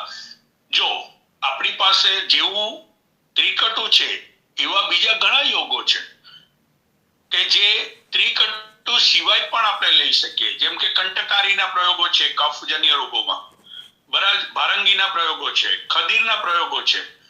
હવે નિર્ણય એ કરવો જોઈએ કે આની પ્રકૃતિ કઈ છે. એકલી કફ પિત્તની હોય તો ત્રિકટુ વપરાય જ નહીં, પણ મિશ્રિત હોય અને ઋતુ એવી હોય તો ત્રિકટુનો આશરો લઈને પરિણામ લઈ શકાય. એટલે વાત જે છે એ પ્રકૃતિ કઈ છે, પહેલા તો એ નિર્ણય થવો જોઈએ, પછી જ આવા પ્રયોગો. એકેય પ્રયોગ ખોટા નથી, એકેય રસાયણો ખોટા નથી, પણ મૂળ દર્દીની પ્રકૃતિ, રોગીની પ્રકૃતિ અને એની માંદગી કેવા પ્રકારની છે એ નિર્ણય કર્યા પછી, નિદાનમ પરિવર્જનમ જે મેં કહ્યું હતું, એ નિર્ણય કર્યા પછી આ પ્રયોગો વિચારીને કરવા જોઈએ. અસ્તુ. વાહ વાહ, સરસ સરસ. બીજું લસણ ને પણ રસાયણ કીધું છે, ડુંગળીને પણ રસાયણ કીધું, તો લસણ અને ડુંગળી વિશે પ્રકાશ પાડો. હવે લસણ અને ડુંગળી ગુણધર્મની રીતે બેમાં ફરક છે, બાકી ઘણું બધું એમાં સામ્યતા છે. સંસ્કૃતમાં લસણને રસોન કહે છે. રસોન એટલે એક રસ એમાં નથી, બાકી 5 રસો એમાં છે. જે આપણે 6 રસો જે છે, મધુર, ખારો, ખાટો, તીખો, તુરો અને કડવો, એમાં એક રસ આમાં નથી, ખાટો. હવે આ રસોન જે છે, એવું કહેવાય છે કે શિવજીના શુક્રમાંથી એનું શુક્રબિંદ પડ્યું અને એમાંથી આ ઉત્પત્તિ થઈ. હવે રસોન, મારે એકવાર આપણે કદાચ આપણા જ વેબિનારમાં એકવાર આ વાત ઉપર ચર્ચા પણ થઈ હતી કે લસણ અને દૂધને વિરુદ્ધ આહાર કહેવામાં આવે છે, પણ ક્ષયજન્ય બીમારી વાળા દર્દીઓને રસોન શિરપા કાપીને પણ પરિણામ લેવાય છે. હવે એ નિદાનનું પાસું ત્યાં સમજવા જેવું છે. ક્ષય એટલે એકલો ટીબી નહીં, પણ દુર્બળતા સાથે બીજા અન્ય રોગો જે ક્ષયના લક્ષણ જેવા જ હોય, તો એમાં આ રસાયણ કામ કરે. એવી જ રીતના આજે હૃદય રોગની વાત છે, તો રસાયણ પ્રયોગ આવા બધા રોગો ઉપર દીર્ઘકાલ માટે રોગ મુક્તિ પણ થાય અને સ્વસ્થ જીવન પણ મળે. લસણના વિવિધ યોગો છે. રસોન કલ્પો, એમાં ક્ષીર પણ છે, ગ્રીક પણ છે, રસોન વટી પણ છે, અવલી પણ આવે છે. આવા અનેક યોગો છે. કયો યોગ, આટલા બધા યોગો ને આટલા બધા કલ્પો આપણને કેમ ઋષિ મુનિઓએ આપ્યા? એકલું લસણની ગુણા ગઈએ છે, પણ આ કલ્પો, આ યોજનાઓ, આ યોગો, એનો આપણે પ્રભાવ અને પ્રકાશ નથી સમજતા. એ પ્રકૃતિજન્ય રોગો માટે આટલા બધા વિવિધ આપણને પ્રયોગો આપ્યા છે.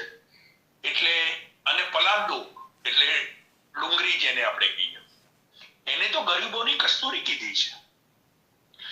ગરીબોની કસ્તુરી એટલા માટે કે બીજા કોઈ રસાયણ ન વાપરી શકે. આ સસ્તા, સરળ અને સહજ રીતે વાપરી શકાય એવું આ રસાયણ છે. એટલે ડુંગળી ને ગરીબોની કસ્તુરી કીધી છે. તો મારું ખાલી એટલું જ કહેવું છે, પલાંડુ પાક આપણે અત્યારે તો કોઈ બનાવતું નથી. પહેલા પલાંડુ પાક બનતો, અને જેમ ચ્યવનપ્રાશ વપરાતો તેમ પલાંડુ પાક પણ બહુ વપરાતો. આજે આ બધું લુપ્ત થવા માંડ્યું છે. સાપ ગયા ને લીસોટા રહ્યા એવી આપણી આયુર્વેદની સ્થિતિ છે. એક તો અનેક કલ્પો ક્યાં કેવી રીતના વાપરવા એ પણ ધીમે ધીમે વિસરાતું જાય છે. દ્રવ્યોની યાદી બરાબર છે, પણ એના વિવિધ યોગો ને કલ્પોની યાદીમાં ઘણું બધું પરિવર્તન આવ્યું છે. એટલે બંને રસાયણો પ્રકૃતિ મુજબ, રસોણ અને પલાંડુ બંનેના પ્રયોગો પ્રકૃતિ મુજબ જો કરવામાં આવે તો સસ્તા, સારા અને પ્રભાવી પરિણામો આપી શકે એવા આ બે દ્રવ્યો છે. અસ્તુ. વાહ વાહ, સરસ સરસ. હવે પુનર્નવાને પણ રસાયણ કીધું છે. પુનર્નવા એટલે કે સાટોડી, તો એના વિશે પ્રકાશ પાડો. કેવા કેવા રોગોમાં પુનર્નવા રસાયણ ઉપયોગી થાય? હવે મને પુરોહિત સાહેબ આપણા અવારનવાર કહેતા હોય, જે પુનઃજીવન બક્ષે એ પુનર્નવા. વાત સાચી છે, પણ શોથજન્ય લીવરજન્ય રોગોમાં પુનર્નવા બહુ પરિણામદાયી રહે છે. અને એમાંય પુનર્નવાની સાથે જો મંડૂર અંદર ભેળવીને બનાવેલો યોગ હોય તો સોનામાં સુગંધ મળે. પણ મૂત્ર માટે પુનર્નવા, મૂત્ર માટે, કારણ કે અહીંયા જો મારું જે હર હંમેશથી કહેવાનો ભાવાર્થ હોય છે કે રોગ અને એના લક્ષણ ઘણા કોમન દેખાય. કિડનીનો રોગ હોય તો પણ શોથ આવે, લીવરનો રોગ હોય તો પણ શોથ આવે, અલ્પ રક્તતા હોય તો પણ શોથ આવે. હવે એમાં અંશાંશ કલ્પના અને પ્રકૃતિ સમસમ ને વિષમ સમવય આનું ઝીણવટભર્યું અભ્યાસ કરી અને નિદાનમ પરિવર્જનમ કરી અને પુનર્નવાના જ્યાં ઉપયોગથી લાભ લઈ શકાય હોય ત્યાં પુનર્નવાનો પ્રયોગ કરવો જોઈએ. બાકી શોધ ના પ્રકાર છે, શોધ કયા કયા અંગોના આધારે રોગ આપે છે એ નિર્ણય તો વૈદ કરી શકે, અનુભવી કરી શકે, પણ શાસ્ત્રમાં બતાવ્યું કે શોધમાં પુનર્નવા કામ કરે છે, નથી પરિણામદાયી એવું બી નથી કહેતું, પણ યોગ્ય નિદાન પ્રમાણે વાપરવું એ વૈદનું કર્તવ્ય બને છે. અસ્તુ. વાહ વાહ, સરસ સરસ. બીજું શિલાજીતને પણ રસાયણ કીધું છે. શુદ્ધ શિલાજીત મળે તો એ પણ રસાયણ ગણાય છે. તો શિલાજીત વિશે પ્રકાશ પાડો. હવે શિલાજીત વર્તમાન સમયમાં તો શુદ્ધ શિલાજીત જેણે જોયું હશે, વાપર્યું હશે, એને જ એના વિશેની ખબર પડશે. બાકી આજે જે બજારમાં શિલાજીત આપણને મળે છે એ વિશ્વસનીય ન કહી શકાય. કારણ કે શિલાજીતની માત્રા જે બતાવી છે અને એ માત્રાને વાપર્યા પછી ચોથા, પાંચમા કે છઠ્ઠા દિવસે દર્દીના મુખે એક આનંદની જે છબી જોવા મળે છે એ સાચું શિલાજીત હોય તો જ. શિલાજીત બહુ જ સારો છે. ચરકે તો ત્યાં સુધી કે એકલા શિલાજીતના પ્રયોગથી મધુપ્રમે નાતી શકાય એવું બતાવ્યું છે. હવે પ્રશ્ન એ થાય કે મધુમેહના દર્દીઓનો તો પ્રમાણ વધતું જાય છે અને પ્રયોગો કરવા વાળા છે, જેની પાસે ધન સંપત્તિ છે એ લોકો એનો લાભ લેવા માંગે છે, કરવા માંગે છે, કરે છે, પણ કેમ પરિણામ નથી મળતું?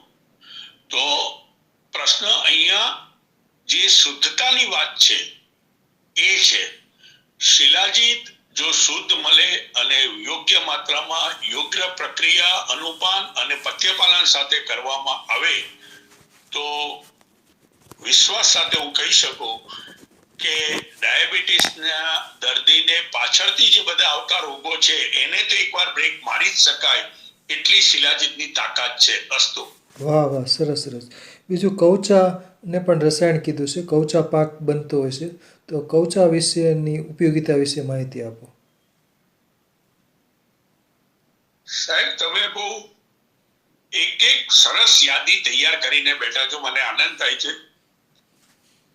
કૌચાને આત્મગુપ્તા કીધી છે. આજે કૌચાને લેવું હોય ને તો પણ માણસની પાસે કળા હોય તો જ એ કૌચાને ઉતારી શકે ને લઈ શકે. અને કૌચા મહદઅંશે વાજીકરણ ઔષધ છે, પુરુષત્વ માટેનું ઔષધ છે, એટલે જ એને આત્મગુપ્તા કીધી. તો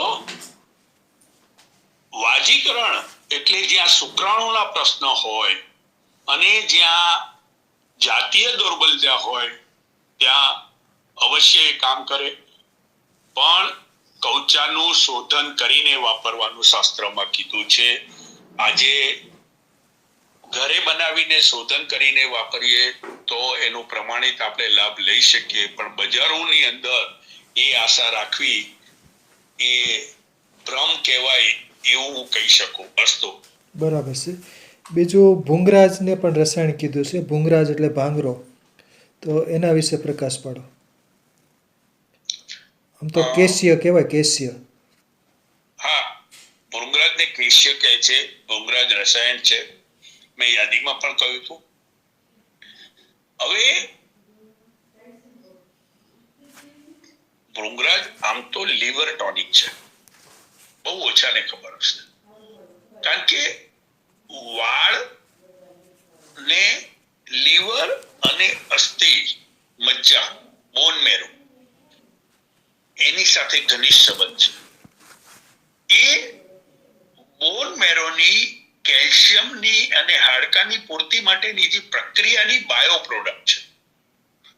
આજે હું ઘણીવાર મારા નિજી દર્દીઓ જે હોય છે એને હું કહેતો હોઉં છું, એમાંય બહેનો ખાસ આવીને કહે કે સાહેબ મારા વાળ તો લટો ને લટો ઉતરતા હોય છે, મારા મોઢા ઉપર ખીલ થાય છે, આ મારું મોઢું આખું. ત્યારે હું એમને આમ, મારો સ્વભાવ છે જે થોડો, એટલે હું મોઢેથી એમને સામેથી આમ કડવા શબ્દો બોલું છું કે વાળની ચિંતા કરો છો, શરીર બગડે છે એની ચિંતા નથી. આ હાડકાની મજ્જાની પ્રોસેસની બાયો પ્રોડક્ટ છે. જ્યારે તમારા હાડકાની એ પ્રોસેસ બગડી હોય ત્યારે જ તમારામાં આ પ્રશ્ન આવે. તો લીવર અને હાડકાના કોઈ પણ પ્રશ્ન ઉદ્ભવ્યા હોય રોગ રૂપે અથવા શરૂઆત થઈ હોય ત્યારે કેશ પતનની ફરિયાદ થાય, ત્યારે ભૃંગરાજ એમાં કામ કરે છે. પણ અહીંયા રસાયણ શબ્દ એટલે એક જ રસાયણની વાત નથી, એની સાથે બીજું, એની સાથે સંયોજનમાં બીજા ઔષધો ને બધું ગોઠવીને એનો લાભ લઈ શકાય. અસ્તુ. બરાબર છે. બીજું અર્જુનને પણ રસાયણ કીધું છે. કેટલાક લોકો હૃદય રોગોમાં વાપરે છે, તો અર્જુના રેસ્ટ કે, તો અર્જુન વિશે માહિતી આપો. હવે અહીંયા સાહેબ મારો મત થોડો અલગ પડશે હો સાહેબ. હા, કાંઈ વાંધો નહીં, બોલો બોલો, તમે જે મત રજૂ કરો. અર્જુનમાં ટેનિન હોય.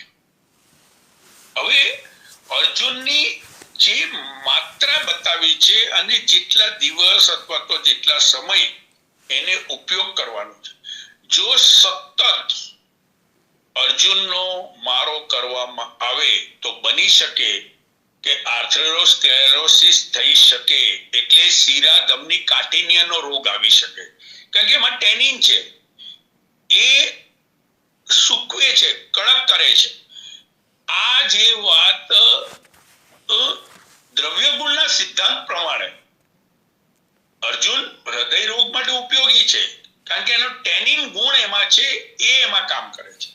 પણ એની અતિ માત્રા લેવામાં આવે અથવા અવિવેકથી લેવામાં આવે તો લાંબા સમયે આના સિવાય પણ બીજા પ્રશ્નો ઊભા થાય. એટલે હર હંમેશ હું કહેતો હોઉં છું કે દવાની ઉપયોગિતા માટે યાદી અને દ્રવ્ય ગુણના સિદ્ધાંત બેઉનો અભ્યાસ આપણી પાસે હોવો જોઈએ, તો જ આપણે એનો પૂર્ણ લાભ લઈ શકાય. અસ્તુ. વાહ વાહ, સરસ સરસ. બીજું બ્રાહ્મી, જ્યોતિષમતી એટલે કે માલકાંકણી અને શંખપુષ્પી, એને પણ રસાયણ દ્રવ્યો કીધા છે, તો એના વિશે માહિતી આપો. બ્રાહ્મી રસાયણ, જ્યોતિષમતી રસાયણ અને શંખપુષ્પી રસાયણ. હવે જો બ્રાહ્મી અને શંખપુષ્પીના ગુણધર્મને જોશો ને તો બંને મસ્તિષ્ક પર કામ કરે એવું આપણે શાસ્ત્રમાં જોઈએ છે અને લોકભોગ્ય ભાષામાં પણ બધાને એ જોવા મળે છે. પણ શંખપુષ્પી સ્મૃતિવર્ધક છે અને બ્રાહ્મી ઉગ્રતા નાશક છે. એટલે ઘણા હાઈપર સેન્સિટિવ વ્યક્તિ હોય એને બ્રાહ્મી ઉપયોગી બને, અને જ્યાં સ્મૃતિ, જેને અલ્ઝાઇમર કહીએ કે ડિમેન્શિયા કહીએ, તો એમાં શંખપુષ્પી કામ કરે. અને જે ત્રીજું દ્રવ્ય આપણે કીધું જ્યોતિષમતી, એ તો ગુણધર્મથી જ અલગ છે. આ બે શીત છે, જ્યારે પેલું ઉષ્ણ છે. હવે ઉષ્ણ વસ્તુ જ્યારે મંદ બુદ્ધિ હોય અને અતિ ભૂલકડો સ્વભાવ હોય, સ્મૃતિ બહુ ન રહે, અને મંદતા એકલી બુદ્ધિની નહીં, શરીરમાં પણ. કારણ કે માલકાંગણી જે વાપરી હોય ને, એના અમુક દિવસ વાપર્યા પછી તમારા શરીર ઉપર, તમારા પરસેવામાં પણ માલકાંગણીનો કલર કપડામાં દેખવા મળશે. એટલી ઉગ્ર છે અને એટલી પ્રસરે છે શરીરમાં. એની માત્રા પણ બહુ ઓછી બતાવી છે, પણ બ્રેઇન ટોનિકમાં બહુ જ સારી રીતે કામ કરે.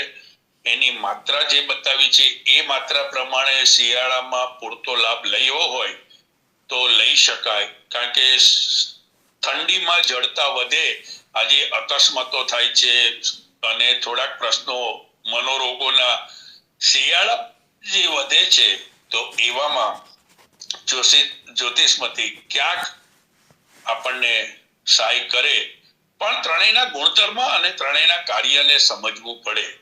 આટલું કહીને વિરામ લઈશ. અસ્તુ. વાહ વાહ, સરસ સરસ.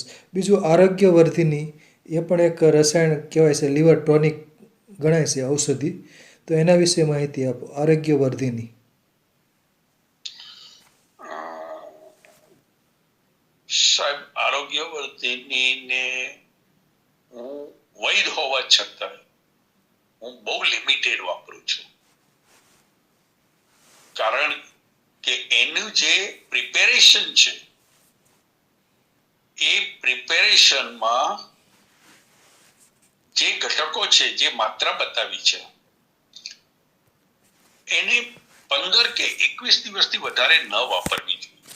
પછી તમારે 10-15 દિવસ બ્રેક મારીને પછી તમે પાછી વાપરી શકો, પણ કન્ટિન્યુઅસ ન વાપરવી જોઈએ. આજે ઘણીવાર એવું બને કે અવિવેકથી આપણે પહેલા કટાર લેખકો કહેતા કે શરીર ઉતારવા માટે કે આરોગ્યવર્ધિની મેદોર ગુગળ અને ત્રિફળા ગુગળ કે આવું 3નું આયોજન બતાવતા હતા અને લોકો લેતા હતા.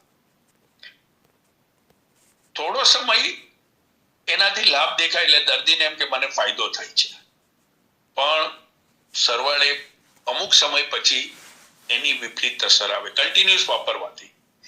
એટલે આરોગ્યવર્ધિનીની એક મર્યાદા છે કે 15 કે 21 દિવસથી વધારે ન વાપરવી જોઈએ. અને એ પણ જે લોકો બબ્બે ટેબ્લેટ વાપરતા હોય એ પણ વ્યાજબી નથી. એક ટેબ્લેટ આખા દિવસમાં 3 આ માત્રામાં જો 10 કે 15 દિવસ વાપરી અને એકવાર ઇમરજન્સી અથવા તો જેને આપણે એક્યુટ કન્ડિશન કહીએ એમાં લાભ લઈ લે અને પછી બીજા સરળ દ્રવ્યો ઉપર લઈને પરિણામ લે તો વધારે હિતાવહ બને. અસ્તુ. વાહ વાહ, સરસ. બીજું અશ્વગંધા રસાયણ અને શતાવરી રસાયણ વિશે માહિતી આપો. પાછું ગુણધર્મની વાત આવી. અશ્વગંધા ઉષ્ણ છે, શતાવરી શીતવીર્ય છે. અશ્વગંધા વૃક્ષ પણ છે, એટલે અશ્વગંધાને વાપરતા વખતે યા તો દૂધ સાથે યા તો ઘી સાથે લેવું જોઈએ. એકલી અશ્વગંધા પાણી સાથે લેવી હિતાવહ નથી. અને શતાવરી જે છે એ બહેનો માટે તો બહેનોના રોગોમાં ને બહેનો માટે તો બહુ જ ઉપયોગી છે, પણ શતાવરી શીતળ છે, એટલે અમુક પ્રકૃતિની વ્યક્તિને શતાવરી નિયમિત વધારે સમય આપવી થોડું વિચાર માંગીને, કારણ કે સ્ત્રી જન્મથી આગ્નેય તત્વ વાળી છે અને સ્ત્રીની આગ્નેય તત્વ ઉપર જો વૃદ્ધિ થઈ હોય તો શતાવરી પરિણામદાયી બને, પણ એના લક્ષણો એવા ન હોય તો એ વિવેક. રસાયણ બેલેન્સ કરવાની વિદ્યા છે, આંધળી ચિકિત્સાની વિદ્યા નથી. ઔષધ આયોજન દ્રવ્ય ગુણના સિદ્ધાંતના આધારે વિચારીને કરવું જોઈએ. એટલે આટલું જરાક વિવેક રાખવો પડે, સમજવો પડે, તો જ આપણે એનો પૂર્ણ રૂપે લાભ લઈ શકાય. અસ્તુ. વાહ વાહ, સરસ. બીજું એરંડ પાક પણ કેટલાક બનાવીને વાયુના રોગોમાં વાપરતા હોય છે. ખાસ કરીને સાપુરમાં એરંડ પાક બનાવતા હોય છે, એરંડી એમાં બીજા ઓસડિયા ઉમેરીને. તો એરંડ પાક વિશે માહિતી આપો. એ રસાયણ દ્રવ્ય તરીકે ગણી શકાય? ના, એરંડ પાક જે છે ને, એટલે વાયુના તમામ રોગો ઉપર એરંડ પાક ક્યાંક ને ક્યાંક તો ઉપયોગી બને, કારણ કે એરંડા માટે એવું કહેવાયું છે કે સરપુંકાને જેમ પિહારી કીવ છે એમ એરંડાને વાતારી કહ્યું છે. સિંહની જેમ આક્રમણ કરે એવું દ્રવ્ય ગુણમાં બતાવ્યું છે. એટલે વાયુના રોગો ઉપર એરંડ પાક કામ કરે. પણ પાછી વાત એ છે કે એરંડ પાક રસાયણ માં ગણનામાં મેં મારા ધ્યાનમાં નથી આવ્યું, હશે તો મને ખબર નથી, પણ મારા ગણનામાં નથી આવ્યું. બરાબર પણ એરંડ પાકનો લાભ બહુ જબરજસ્ત છે. એમાંય અમુક જ્યારે શરીરમાં એસાઇટિસ હોય, પછી અમુક પ્રકારના અવરોધજન્ય રોગો હોય તો એરંડ પાક ઇમરજન્સી ઔષધ તરીકે બહુ પ્રભાવી છે. એટલું તો હું અનુભવથી કહી શકું છું. મારો એક કિસ્સો હું કહું કે મારા એક મિત્ર હસી મજાકમાં મને એવું કહ્યું હતું કે તું એક દિવસમાં જો મને મસા મટાડી આપે તો હું તને સાચો વૈદ કહું. પરમ મિત્ર, એટલે આ એક એવી વાત આવી ગઈ કે જે ચેલેન્જ કહેવાય, કે આયુર્વેદને પ્રમાણિત કરવા માટેનું એક પરિસ્થિતિ આવી. મેં કહું કઈ વાંધો નહીં. એટલે મારી પાસે એરંડ પાક હતો જ, અને મેં એને એરંડ પાક એક ડબ્બામાં ભરીને આપ્યો, નાના ડબ્બામાં. અને મેં એને કીધું કે કાલ સવારે તો આ 1-1.5 ચમચી દૂધમાં લઈ લેજે. મને ખબર હતી એની પ્રકૃતિ પિત્તની છે,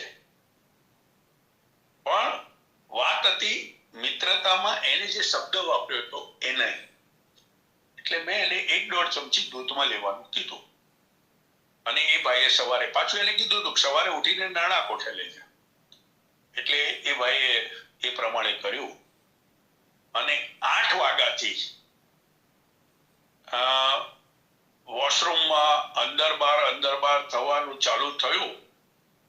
સાંજના 4 વાગે બીજા એક મિત્રનો મારા ઉપર ફોન આવ્યો કે પેલો કૌશિક મરી જશે, કે અંદર બહાર કરીને થાકી ગયો છે, હવે તો લૂઝ થઈ ગયો છે. એટલે પછી મેં એને વારવા માટે કીધું, ખીચડીને ખાઈ લે અને કીધું.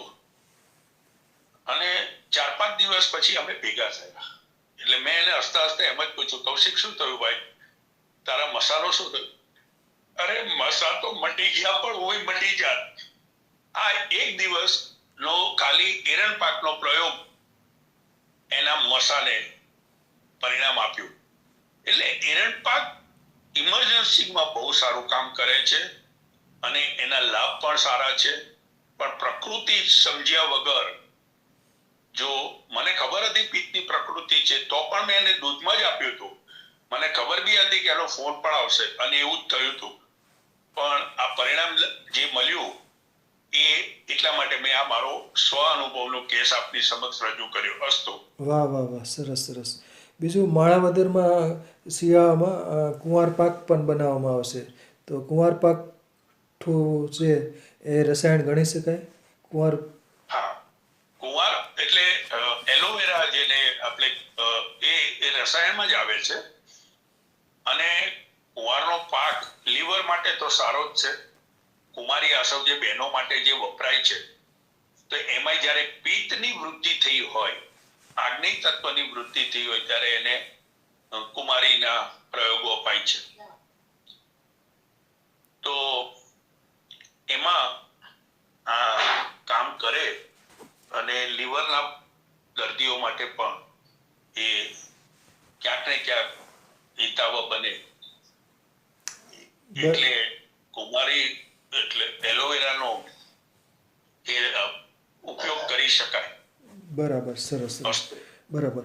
બીજું વિડંગ તાંદુલ્ય, એને રસાયણ દ્રવ્ય ગણ્યું છે. તો વિડંગ અને તાંદુલ્ય એના વિશે માહિતી આપો. વિડંગ એટલે વાવડિંગ, અને એના વિશે માહિતી આપો. અને તાંદુલ્ય એટલે કે ચોખા થતા હશે કદાચ. ચોખા તાંદુલ એટલે ચોખા. અને આ જે છે ને, એ જ્યારે અમુક ઔષધો બધા જ જે વાપર્યા હોય રોગને અને એ નિષ્ફળ પુરવાર થયા હોય ત્યારે આ વિડન તાંડુલ્ય પ્રયોગ કરાય છે.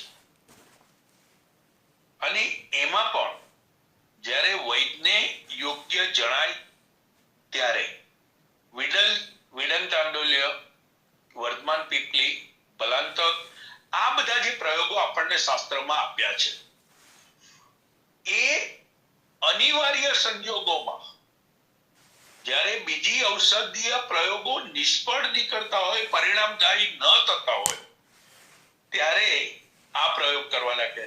એમાં વિડન તાંડુલ્ય પ્રયોગ જ્યાં બાળપણમાં બાળકને કૃમિ બહુ વધારે રહ્યા હોય, એ કૃમિ પૂર્ણ રૂપે એનો નિકાલ ન થયો હોય અને ઉંમર થતા થતા એના અમુક રોગો જે છે એ રોગોનો પ્રાદુર્ભાવ જ્યારે થયો હોય ત્યારે આ વિડન તાંડુલ્ય પ્રયોગ કરવામાં આવે છે એવું મારા અભ્યાસ મુજબ છે. અસ્તુ. બરાબર. અને હવે છેલ્લો સવાલ, અરડુસીને પણ રસાયણ ગણે છે. ક્ષયમાં અરડુસીનું અવલેહ કે એ બધું અપાતું હોય છે, અરડુસી અને બકરીનું દૂધ. તો અરડુસી વિશે માહિતી આપો, વાસાવલેહ અને અરડુસી રસાયણ વિશે. હવે વાસા ક્ષય માટે પહેલું અને બીજું સ્ટેજ હોય તો એનાથી ત્યાં જ એને બ્રેક મારી શકાય.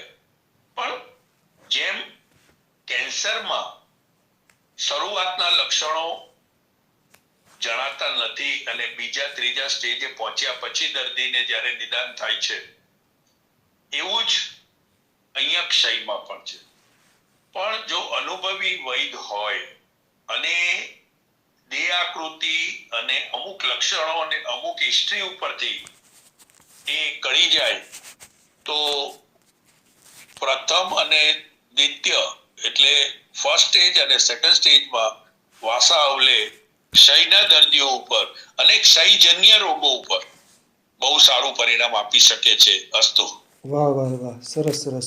ખૂબ ખૂબ આભાર વૈદ્ય શ્રી વિનોદભાઈ ઠક્કર સાહેબનો, જેમણે